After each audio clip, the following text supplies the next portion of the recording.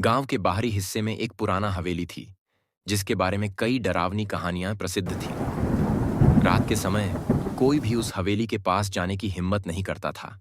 कहते हैं कि वहां एक औरत की आत्मा भटकती है, जिसकी चीखें आधी रात को सुनाई देती हैं।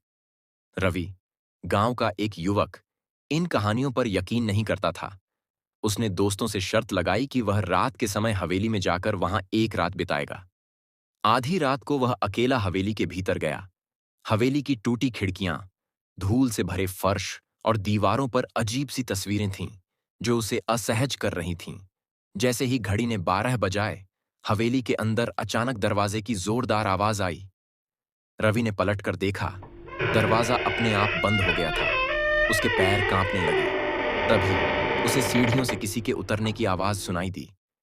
उसने जैसे ही ऊपर देखा, एक सफेद साड़ी में लिपटी औरत उसकी ओर बढ़ रही थी। उसके चेहरे पर गहरी चोटों के निशान थे। रवि चीखने लगा, लेकिन उसकी आवाज गले में ही घुट गई। वह भागने की कोशिश करता, इससे पहले ही औरत ने उसे पकड़ लिया। हवेली में अब सिर्फ सन्नाटा था। कुछ दिन बाद एक तांत्रिक गांव से गुजर रहा था।